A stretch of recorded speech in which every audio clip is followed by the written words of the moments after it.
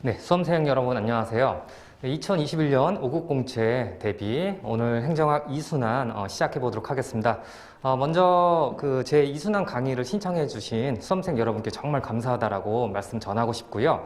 저도 최선을 다해서 여러분 시간 절약도 좀 해드리고 조금 효과적으로 좀 핵심적 사항 잘 설명해 드리도록 하겠습니다. 네, 최선을 다해서 2순환 해보도록 하겠습니다. 자, 여러분 우리 프라임 홈페이지 법학원 홈페이지에서 다운로드 이렇게 하셨을 텐데 강의 계획서 좀 보도록 하겠습니다. 저는 이지한이라고 하고요. 저는 텍사스 주립대학에서 인사행정 쪽으로 박사학위를 받았고요.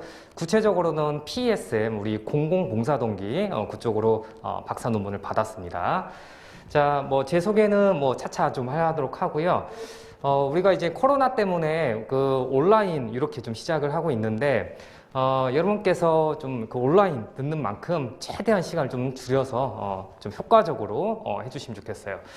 자, 주교재는, 이순환은 제가 이렇게 논문 요약집을 만들었습니다. 그래서 여기, 주교재 되어 있죠. 행정학 핵심 주제별 논문 요약집 파트 1으로 되어 있어요. 왜 파트 1 이렇게 되어 있냐면요. 자, 우리 피세 끝나고 이제 3순환이 5월 달에 있을 예정인데, 그때는 요거보다 양이 조금 더 늘어나서 여기에 다루지 않았던 논문들까지 해서 여러분 시험장 가기 전에 마무리하는 그런 차원으로 제가 준비를 하려고 합니다. 자, 주교재에는 59편의 이제 주제별로 이제 논문 요약을 해 놓았습니다. 네, 이런 것들 여러분 하나하나 제가 잠시 뒤에 설명을 해 드릴게요. 자, 그 다음에 이제 부교재인데요. 네, 이거 이제 패스 행정학 2.0이라고 해서 제가 1순환 때 썼던 교재인데요. 이걸 다 다룰 시간은 없습니다. 우리 논문을 깊이 있게 다룰 건데 논문을 바로 보면 여러분들이 힘들 수 있잖아요. 그래서 관련된 여러분들이 조금 또 잊었을 개념들을 우리 리마인드 한다는 차원에서 가볍게 다 보지 않을 겁니다. 네, 그렇게 살펴볼 예정입니다. 자, 그래서 부교재 여러분들 이것도 활용을 해주시고요. 논문 요약과 관련된 부분만 핵심적으로 발췌를 하도록 하겠습니다. 자, 그리고 여러분 이 부교재분 뒤에 이렇게 부록에 기출문제가 다 나와 있어요. 이건 제가 이미 1순환에서 이제 목차 같은 거 다 설명을 했거든요. 그래서 제가 설명을 드리고 논문 이렇게 설명을 드릴 때 이런 것들이 기출사항 어느 파트하고 연결이 되어 있는지를 여러분 잘 참고해 주시길 부탁드리겠습니다. 자, 그리고 오늘 첫날이니까 여러분께 조금 꼭 좀 유념하십사. 제가 실제 우리 5급 공채랑 입법고시 출제 들어가셨던 분들하고 2주 전에 제가 좀 연락을 해가지고 많은 좀 조언을 좀 들었어요. 그리고 그분들이 이제 제 또 여기 한국에서 학교 다닐 때 선배분들이셨는데 조금 잘못된 방법으로 공부를 하고 있다는 얘기도 좀 해주시고 이 얘기를 꼭 좀 전해라. 작년에 또 올해 출제하셨던 분들은 아닌데 우리 교수님들께서 출제 취지에 의외로 벗어나게 답하는 수험생들이 많다라고 하더라고요. 그러니까 마음이 급하니까 제시문과 사례를 잘 보지 않고 본인이 암기한 개념을 까먹지 않게 막 적는 것부터 시작을 해서 논리적이지 않다라는 거, 또 짜임새가 없다, 체계적이지 않다라는 건 짜임새가 없다라는 거거든요. 근데 이런 말씀을 가장 좀 많이 해주셨습니다. 자, 그리고 이 사례를 통해서 본인 주장을 뒷받침할 필요가 있겠죠. 우리가 글을 쓸 때 본인의 주장 문장이 첫 번째 이제 문장으로 나와야 되겠죠. 그리고 거기에 대해서 본인의 놓은 건데 여기에 활용되는 게 학자의 주장이 될 수도 있겠고요. 그 다음에 사례가 될 수가 있겠죠. 근데 여기서 좀 유념하셔야 될 게 사례를 너무 장황하게 쓰더라. 실제 답안에서 사례를 쓰는 이유는 뭘까요? 여러분 주장과 놓은 거를 뒷받침하게끔 한 패러그래프 단락에서 두세 줄 이상 넘으면 안 됩니다. 그래서 이렇게 사례를 여러분 너무 깊이 있게 볼 필요는 없습니다. 사례를 적시에 효과적으로 제시할 필요가 있겠죠. 자, 그 다음 이겁니다. 10면 중에 10면을 채우는 게 좋아요. 근데 이런 말씀도 하시더라고요. 실제 들어가셨던 교수님들께서 불필요한 내용이 너무 많더라. 예, 서적도 많더라. 이런 얘기를 하시더라고요. 그래서 구면을 쓰더라도 불필요한 내용을 최대한 좀 줄였으면 좋겠다라고 얘기를 하시더라고요. 이 말씀은 그 한두 명, 뭐 몇십 명 채점을 하는 게 아니라 이제 여러 학생들 거 채점하시다 보니까 되게 채점하는 과정이 너무 지루하대요. 그래서 조금 눈에 띄는 이런 답안을 좀 요구하시더라고요. 결국에는 논리성과 체계성입니다. 그래서 여러분이 이제 뭐 지금 뭐 피셋 기간이긴 하지만 실제 이 시즌이요. 그래서 여러분이 간간히 그래도 답안 쓰는 연습을 좀 해줘야 되겠죠. 자, 그 다음에 이제 실제 이건 출제하셨던 교수님들께서 하셨는데, 예, 30~40%가 본인이 생각할 때는 준비가 안 된 경우가 많다. 그래서 바로 과락을 주시는 경우가 많다고 하더라고요. 자, 그리고 나머지 60~70% 우리 행정학과 관련해서입니다. 응시생들 같은 경우는요, 실력이 이렇게 정규 분포 형태를 나타낸다고 합니다. 이렇게 평균을 기준으로 해서 큰 차이가 없대요. 근데 여기서 여러분 합격관에 들려면 여기에 독창적인 본인만의 아이디어를 반영해야 된다는 겁니다. 그만큼 분석력도 있어야 되고요. 제시된 제시문을 잘 파악을 해야 되겠죠. 네. 자, 그리고 뭐 기존 교과서를 보는 거 좋습니다. 그리고 우리 뭐 시중에 나와 있는 뭐 기출문제에 대한 답을 다루는 어떤 수험서들도 되게 많잖아요. 근데 그걸 참고하는 건 좋지만 좀 기계적으로 천편일률적으로 이렇게 단어를 나열하는 것 자체를 되게 조금 좀 꺼려하시더라고요. 그래서 이런 부분들 여러분 잘 좀 유념해서 그래서 이 순환에서 저는 이제 논문을 요약해서 이렇게 다른 학생들이 쓸 수 없는 논문을 통해서 조금은 고급진 이런 표현들도 여러분이 다 할 수는 없겠지만 몇 개 정도 좀 숙지를 해서 좀 여러분 거로 만들면 좋겠다라는 취지입니다. 네. 자, 과락의 원인 중에 하나가 뭐 이런 내용이라고 합니다. 자, 그 다음에 이제 뭐 입법고시 들어가신 분이 또 5급 공채도 들어가시고 하셨는데 여러분 답안이 서론이 너무 길대요. 그리고 본론에서 했던 얘기를 결론에서 또 반복하는 경우가 많다고 하더라고요. 결론은 여러분이 본론에서 다루지 않아서 시간 부족 관계로 향후에 이런 재현 어떤 발전 방안 조금 더 필요하다 이렇게 좀 나와야 되겠죠. 서론은 이거죠. 여러분이 무엇을 논의할 것인가라는 거를 콤팩트하게 좀 적어줄 필요가 있겠죠. 예. 5줄이 넘어가면 거의 비슷한 서론이기 때문에 별로 인상적이지 않대요. 그래서 최대한 핵심적으로 내가 뭘 다루겠다, 뭐가 문제여서 내가 뭘 다루겠다 이런 식으로 여러분이 접근을 해주셔야 됩니다. 자, 그리고 요거를 유독 강조하셨어요. 한 교수님께서는 그 한 어떤 문장이 3줄이 넘지 않도록 해야 됩니다. 아무리 길어도요. 그러니까 2줄 정도로 1줄, 2줄 이렇게 좀 써야 되겠죠. 자, 그래서 한 문장이 3줄이 넘어가잖아요. 여러분 이렇게 답안에서 여러분 주장 문장이 있는데 마침표가 예를 들어서 4줄, 5줄에서 뭐 쉼표는 있겠지만 여기서 끝난다. 이거는 좋지 않은 문장, 악문으로 평가를 한다고 합니다. 길어야 여러분 한 문장은 3줄 이내로 쓰라는 이런 요구가 있으셨습니다. 네. 자, 이런 것 자체가요. 뭐 키워드도 좀 잘 반영을 해야 되겠지만 키워드는 나열했지만 말이 안 되는 어법에 안 맞는 거예요. 어법에 안 맞는다는 거는 결국에 논리적이지도 않다는 거고요. 체계적이지도 않다는 뜻입니다. 그래서 이런 측면에서 좀 여러분 신경을 좀 많이 썼으면 좋겠다. 이런 제안을 주셨습니다. 자, 그래서 평소 사설하고 논문을 좀 많이 읽었으면 좋겠다. 뭐 신문 같은 경우도 이렇게 우리 사설 뒷부분에 어떤 주장 같은 게 좀 나오잖아요. 이런 거 여러분 눈으로 보는 공부가 아니라요. 일종의 한 어떤 패러그래프를 떼서 직접 이제 필사하는 연습도 좀 해볼 필요가 있겠고요. 그리고 어차피 제 수업 통해서 우리 온라인 참석반 학생들 같은 경우는 모의고사도 볼 거잖아요. 그래서 여기 제가 정리해 놓은 그 논문이 다 이제 학계에 계신 교수님이나 박사님들이 쓰신 거잖아요. 좋은 표현들이 많습니다. 여러분 좀 익히고 똑같이 써보고 내가 서론 이런 거 내가 꼭 좀 활용을 해야 되겠다. 결론에서는 이런 식으로 나가야 되겠다. 이렇게 여러분이 활용을 해주시고요. 저도 이제 우리 온라인 참석반 학생들께는 이렇게 첨삭 드릴 때 좀 피드백을 좀 더 철저하게 주고 빨간 펜으로 이렇게 좀 수정할 부분들 제안을 드리도록 하겠습니다. 네. 자, 그리고 이제 그 출제원이 이제 3명이시고 뭐 채점 같이 출제하신 분들이 채점도 하시는데 여기서 예를 들어서 올해 입법고시 문제가 이 문이 PSM이 나왔었잖아요. 그렇죠? 입법고시에서요. 근데 PSM 전공자가 아닌 분들도 이런 문제를 낼 수도 있고요. 그 다음에 재정 전공하시는 분들이 이번에 입법고시는 세 번째 산문을 내셨잖아요. 그러면 PSM을 모르실 수 있으니까 이거 부분별로 출제하신 분들이 일종의 채점 가이드라인을 제공을 한다고 합니다. 그 가이드라인이 뭐가 있을까요, 선생님? 여러분. 이거 자체가요. 하나의 키워드겠죠. 예. PSM과 관련해서 그걸 알고 있느냐, 예. 정서적 자원, 예를 들면요. 네, 이런 것들 생각해 주시면 되겠습니다. 자, 그 다음에 뭐 여기까지가 여러분들께서 답안을 쓸 때 이렇게 좀 활용하면 좋겠다라고 말씀드린 거고요. 그 다음에 이제 이순환 강의 내용입니다. 최신 이슈를 숙지하는데요. 관련해서 최대한 여러분 요 앞에 이렇게 제가 목차도 좀 달았거든요. 가급적이면 제가 이거 준비하면서 2020년도 논문을 좀 많이 좀 넣으려고 했습니다. 그리고 2020년이 아니라 2017년 것도 있고 그렇지만 가장 최근 거를 좀 반영을 하려고 했습니다. 자, 그리고 이제 사례가 곁들여져 있는 논문을 제가 또 많이 담으려고 좀 했고요. 네. 자, 그래서 모의고사를 저는 4번을 볼 겁니다. 온라인 첨삭반 학생들 같은 경우에요. 네.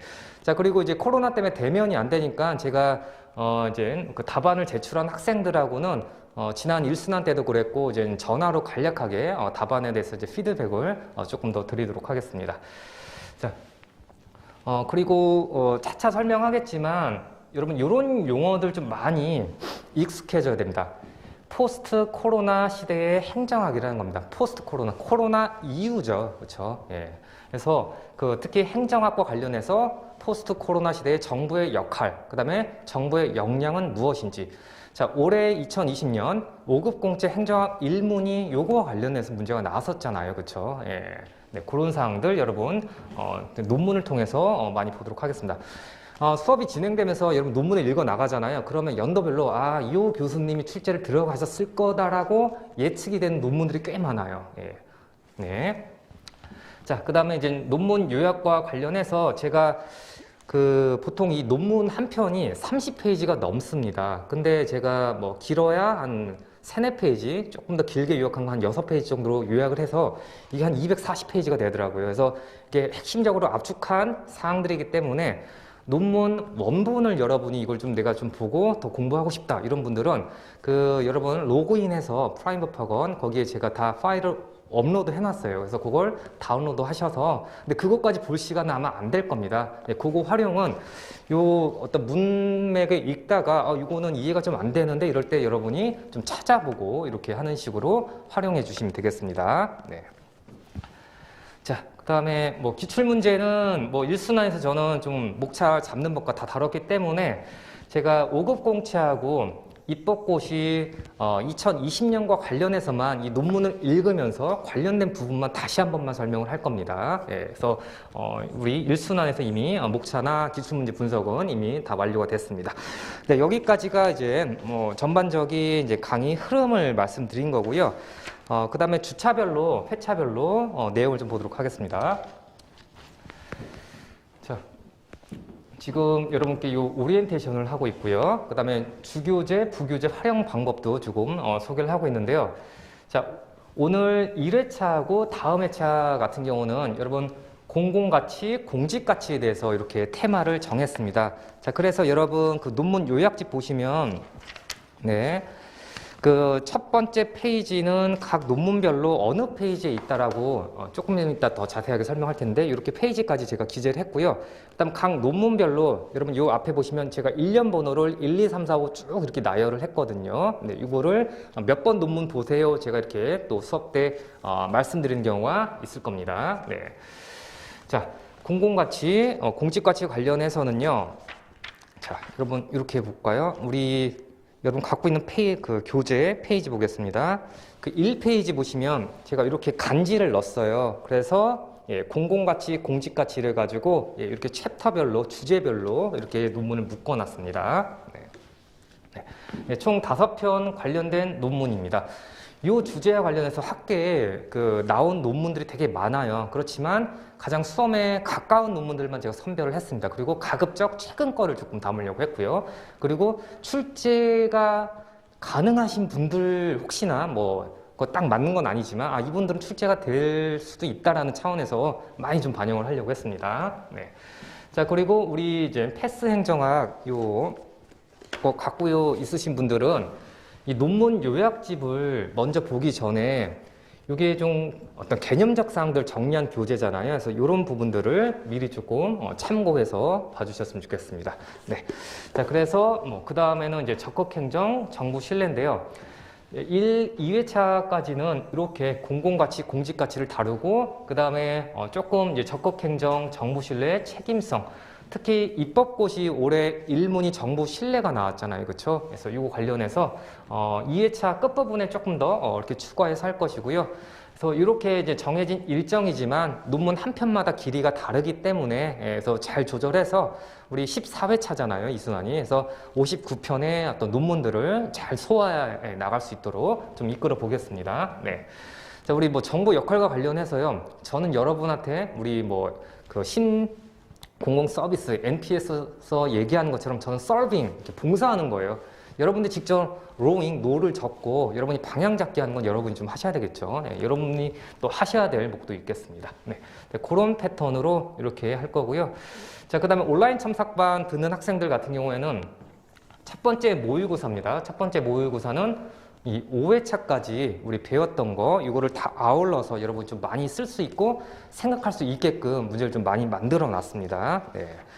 자, 그 다음에 이제 이거는 1회에서 5회에 수업했던 내용을 좀 집중적으로 해서 여러분이 답을 할 수 있게끔 할 거고요. 자, 그 다음에 이제 제 2회 모의고사는 실질적으로 이제 9회차 시작 전에 볼 거거든요, 강의. 그래서 이거는 앞에 다시 1회에서 8회까지를 좀 더 전반적으로 여러분 복습을 많이 하고 있는지를 좀 보려고 합니다. 네.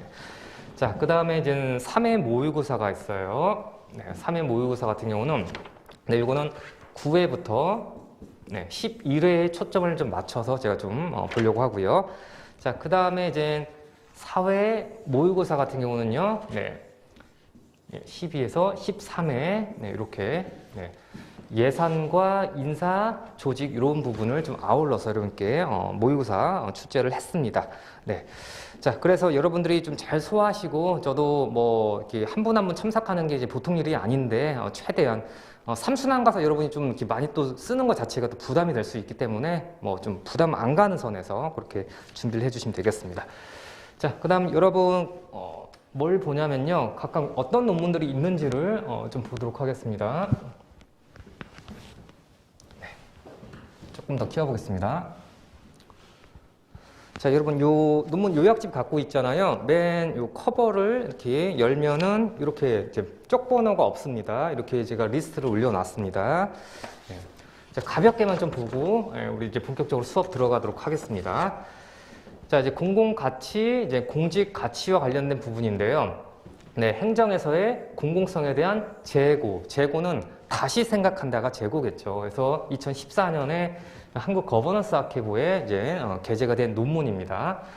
자, 그리고 최근에 이제 사회적 가치 관련해서 좀 되게 중요시 되고 있죠. 특히나 2020년 올해 5급 공채 제2문에서도 출제가 됐었고요.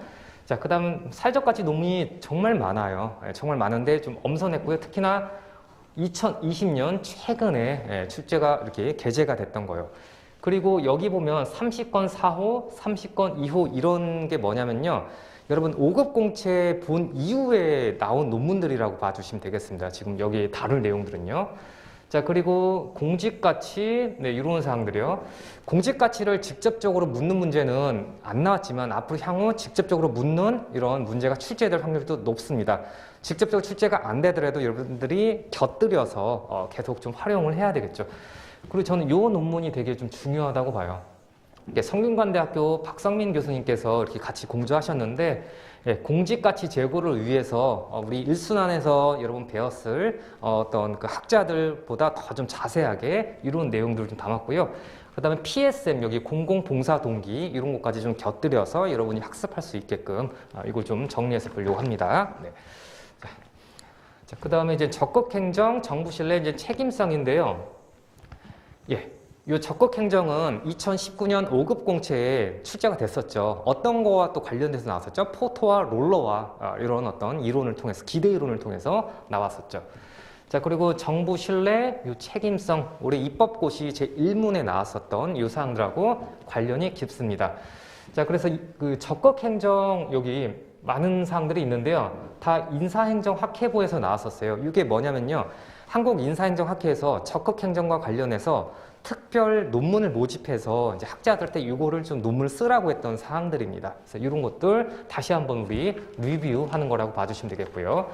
자, 그리고 행정가치, 정부 신뢰죠. 이 논문은 올해 입법고시 제1문하고 직접적 관련이 있는 논문입니다. 네. 자, 그리고 공공가치가 정부 신뢰에 미치는 영향입니다. 그러니까 학자에 따라서 행정가치를 행정이념이라고 하시는 분도 계시고요. 공공가치를 행정가치로 보는 분도 계십니다. 예, 이렇게 뭐 용어를 쓰는 게 좀 다를 수는 있습니다. 자, 그리고 저는 중요한 이 논문이요. 다 중요하지만요. 연세대학교 문명재 교수님이 저술한 이겁니다. 위험사회와 미래정부의 역량이라고 해서요. 정부의 민첩성이라고 정말 되게 중요한 논문이거든요. 이걸 여러분이 좀 활용해서 답안을 좀 쓸 수 있게끔 이렇게 알려드리도록 하겠습니다. 자, 그 다음에 이제 김정인 교수님의 이렇게 책임성 관련해서 이거는 제 1순환 교재 패스 행정학에도 간략하게 언급은 되어 있는 논문인데 조금 더 자세히 보도록 하겠습니다. 네. 자, 그 다음 이거 볼게요. 그 포스트 코로나 시대의 정부 역할과 시민 문화인데요. 이거는 올해 5급 공채 내가 끝나고 발간된 논문입니다. 저는 조심스럽게 요분께서 좀 출제에 들어가셨을 거라 생각을 해요. 나중에 이 논문 보시면요. 2020년 5급 공채 제1문이 이런 걸 물어보는 거였구나라고 알 수 있을 겁니다. 네, 그런 것들 보도록 하겠습니다. 자, 그리고 앞으로 되게 중요시되고 있는 게요. 이겁니다. 코프로덕션이라고 해서요. 공동생산 이렇게 되어 있는데요. 이런 거와 관련해서 우리 기존에도 기출이 간간히 살짝 됐었는데 최근에 학회에 특히 올해 2020년 여기 아주대학교에 재직하고 계신 교수님 그래서 이렇게 공동 생산과 관련한 이제 논문들이 많이 발간이 되고 있고요. 이거는 여러분이 많이 들어봤을 리빙랩이라고 들어봤잖아요. 이런 거하고도 좀 관련이 좀 깊습니다. 네, 이런 것도 살펴볼 거고요. 자, 이맹주 교수님 이런 분들이 쓰신 이렇게 시민 참여와 관련해서요. 네, 이런 거 볼 겁니다. 각각 이렇게 볼 거고요. 그리고 이걸 다 지금 설명하진 않을 겁니다. 여기 이 18번 논문은요. 이게 논문이라기보다는 한국행정연구원에서 발간된 하나 이제 작은 페이퍼예요. 한 20페이지 정도 되는데 자, 여기서 여러분들 그 이 회복력이라고 해서 이 회복력 resilience라고 하는데요. 회복력 옆에요. 이거 좀 적어 볼까요? 복원력. 예. 뭔가 위기가 닥치면요. 그거를 딛고 일어설 수 있는 능력을 얘기합니다. 회복력 또는 복원력, 복원력. 네, 이런 사항들 여러분 잘 좀 숙지를 부탁드리겠습니다. 네. 자, 그래서 이렇게 공공 난제 해결. 예. 자, 지금 우리가 보는 논문들이 다 난제를 해결하기 위한 건데 제가 타이틀을 이렇게 붙인 겁니다. 자, 그리고 거버넌스와 관련해서도요. 뭐 매우 중요하죠. 근데 여러 가지 것들이 있겠지만 여러분 이겁니다. 협력적 거버넌스, 특히 이 성과 거버넌스 이런 논문들 아직도 많이 좀 나와 있고요. 그다음 이겁니다. 제가 거버넌스 이번에 논문 요약을 하면서 하이브리드 거버넌스라는 것도 지금 학계에서 논의가 되고 있어요. 교과서에 없는 내용입니다. 하이브리드 거버넌스. 예. 서울대학교 임도빈 교수님하고 그 제자가 같이 집필한 논문 중에 하나입니다. 네, 이런 사항들도 한번 살펴보려고 합니다. 네. 자, 이순환의 목적이 그겁니다. 이제 우리 기존 교과서에서 이제 없었던 이런 내용들을 한번 좀 깊이 있게 한번 보자라는 거겠죠. 예. 자, 그 다음에 이제 공론화하고 이제 규제 혁신 파트인데요. 공론화는 올해 5급 공채 3문에 나왔었죠. 공론 조사와 관련해서요. 네. 자, 그래서 먼저 요 김정인 교수님이 그 책을 쓰신 게 있는데 참여형 공공갈등 관리의 이해라는 두꺼운 책이 있는데 제가 그거를 한 뭐 대여섯 페이지로 짧게 요약을 했습니다. 이거는 제가 1순환에서도 한번 했었던 내용인데 이걸 다시 한번 볼 거고요. 자, 이겁니다, 여러분.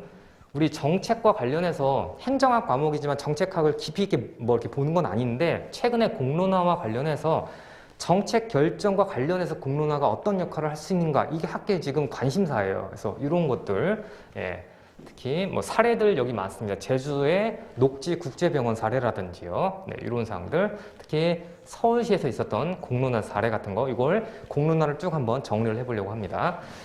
자, 그 다음에 이제 이 타이틀 규제혁신이라고 붙인 이유가 뭐 정책도 들어가 있고 뭐 규제도 들어가 있고 하는데 제가 뭐 임의대로 이름을 이렇게 붙인 거예요. 네, 그래서 지금 이제 배재대학교 재직하고 계신 그 이여구 교수님 같은 경우에는 정책 수능 불응인데요. 아주 잘 정리해 놓으신 이제 논문입니다. 이게 뭐 예전에 출제 정책 불응과 관련해서도 출제가 한번 됐었잖아요. 그렇죠? 이런 것들.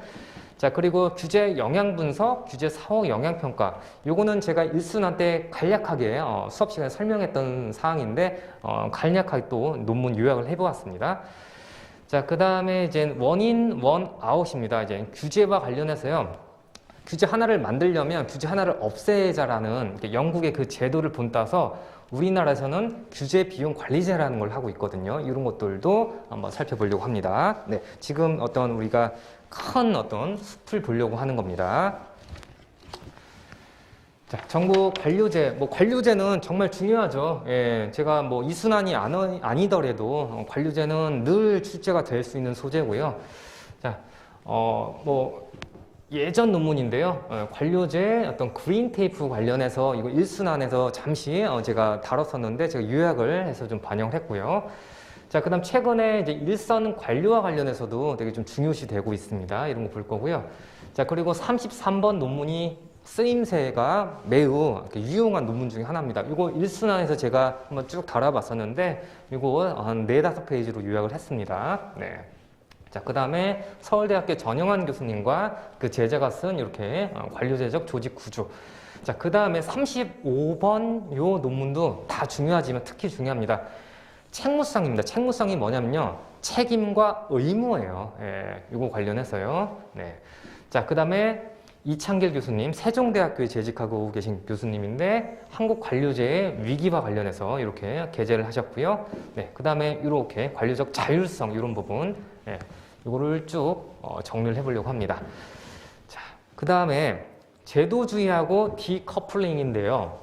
네, 제도주의는 여러분 꼭 알아야 되는 거겠죠. 안 나와도 늘 준비를 해놓고 있어야 되는 거겠죠. 이거 관련해서 이걸 뭐 자세하게 본다는 게 아니라 사례 위주로, 특히나 이 배출권 거래 제도와 관련해서 이거 일순환에서 간략하게 본 논문 중에 하나거든요. 동용한 메커니즘 좀 보려고 하고요. 자, 그 다음 행정개혁은 단독 출제도 될 수가 있습니다. 근데 이거를 서울대학교 엄석진 교수님께서 경로 의존이라는 이걸 가지고 분석을 한 논문입니다. 네. 자, 그 다음에 요 이영철 교수님인데요. 이분 같은 경우는 그 우리 뭐 행정학 기출문제 모음집 이런 거에 이제 강평도 쓰시는 교수님이세요. 실제 출제도 되셨고요. 그래서 뭐 포스트 모던 행정학, 뭐 맥스 화이트가 얘기했었던 뭐 이런 사항들 일순에서 우리 다뤄봤었는데 다시 한번 리뷰를 해보려고 합니다. 자, 그리고요, 이거 볼까요? 제도주의와 관련해서요. 최근에 우리 제도주의가 뭐가 있을까요? 역사적 제도주의, 합리적 선택, 사회학적 제도주의가 있지만 담론적 제도주의가 최근에 이렇게 관심이 등장하고 있습니다. 담론적 제도주의는 뭐 추후에 출제될 확률이 좀 높습니다. 아니면 제도주의에 관련해서 비판하는 입장에서 여러분 쓸거리가 되는 소재 중에 하나겠죠. 네. 자, 그 다음에 이제 디커플링과 관련해서 이거를 이제 분리 전략이라고 하는데요. 많은 논문들이 있지만 뭐 관련된 핵심적인 3가지 논문 이렇게 한번 보려고 합니다. 네. 자, 그 다음에 정부 예산 파트인데요. 자, 우리 기존 교과서가 보통 예산이 그 조직과 인사 파트 뒤에 있잖아요. 근데 제가 수업을 하다 보니까 예산 파트 할 게 많은데 늘 뒤에 조금 빨리 진행됐던 아쉬움이 있어요. 그래서 제가 예산을 이번에 좀 앞으로 끄집어냈습니다. 자, 서울대학교 요 최태현 교수님께서 던 리비라는 학자가 얘기했던 관청 형성 모형이에요. 그 니스카넨이 얘기했었던 그거를 조금 수정하고 비판해서 나온 모형 중에 하나가 관청 형성 모형입니다. 이거 한번 살펴볼 거고요. 자, 그 다음에 서울과학기술대학교 재직하고 계신 김재훈 교수님께서 이렇게 예비 타당성과 관련해서 2017년에는 여기에 미치는 요인과 관련해서 연구를 하셨고요. 가장 최근에는 이걸 어떻게 활용할 것인가. 그래서 기존에 예비 타당성 관련해서 출제가 됐었었죠. 입시에 출제가 됐었었죠. 근데 추후에 또 출제가 된다면 이 활용이 잘 되고 있는지와 관련해서 출제될 확률이 높습니다. 네. 자, 그 다음에 재정성과 평가제도도 볼 거고요. 그 다음 조세 지출 예산제도, 그 다음에 참여 예산 제도인데요. 이거는 우리 주민 참여 예산 제도와 국민 참여 예산 제도를 좀 엮어보자라는 차원에서 이렇게 나온 논문입니다. 이게 단국대학교의 임동환 교수님, 재정 쪽 전공하신 분입니다. 자, 그 다음에 조직 문화가 성과주의 예산 제도에 어떻게 영향을 미치는지도 볼 거고요. 자, 그 다음에 중요한 건 이겁니다. 52번 재정 준칙인데요. 이번에 입법고시 제3문에 재정 준칙이 나왔어요. 근데 그거는요, 여러분 한국형 재정 준칙이라고 해가지고요. 그거 얘기가 나오기 전에 출제된 겁니다. 그래서 추후에 그 5급 공채에서는 그 입법고시 이후의 상황에 대해서 물어볼 수 있는 문제가 나올 수도 있습니다. 그래서 요거 사항, 요런 사항들 정리를 해보았습니다. 네. 자, 그 다음에 이제 인사 조직 파트는 워낙 많은 논문들이 있지만 좀 필요한 부분, 특히 앞에 제가 설명드렸던 공공 난제 해결이라는 부분이 있잖아요. 그거랑 좀 접목이 될 수 있는 부분들 집중적으로 볼 건데요. 이 53번 논문은요, 정말 논문을 잘 쓰셨어요. 그러니까 여러분이 이미 알고 있는 뭐 서번트 리더십, 변혁적 리더십 등등등 뭐 윤리적 리더십, 여러 리더십이 있는데 우리 공공 리더십과 관련해서 정말 정리를 잘 하셨습니다. 그래서 이거는 좀 필수적으로 봐야 될 논문이에요. 예, 제 이순환을 안 듣더라도 이 논문은 꼭 봐야 됩니다. 네. 자, 그 다음에 김정인 교수님.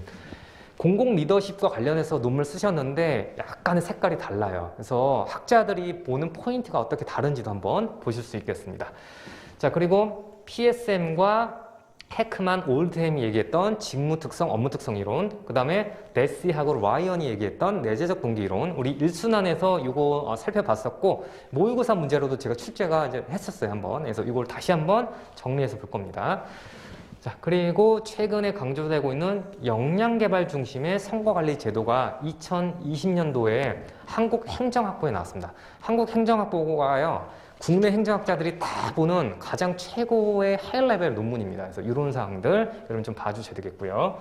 자, 서울대학교 행정대학원의 이수영 교수님께서 쓰셨던 이제 성과주의하고 직무열의, 뭐 직무에 대해서 어떤 관심도, 열정을 얘기하죠. 이런 사항들.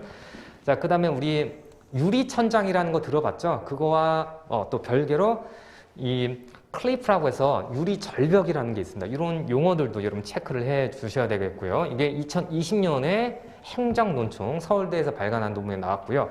자, 그리고 여러분 요겁니다. 포스트 코로나 관련해서요. 여러분 그 워라벨에서 일과 삶의 균형에서 이걸 뭐라고 해요? WLB에서 여기 나와 있죠. 워라벨. 근데 최근에는요. 일과 삶의 통합이라고 합니다. work와 life가 I가 뭘까요? 인테그레이션에서 통합이라는 얘기가 많이 나오거든요. 이런 용어들 교과서에 최근 교과서에 나와 있지 않습니다. 이런 사항들 참고해서 이순환에서 쭉 한번 이어나갈 예정입니다.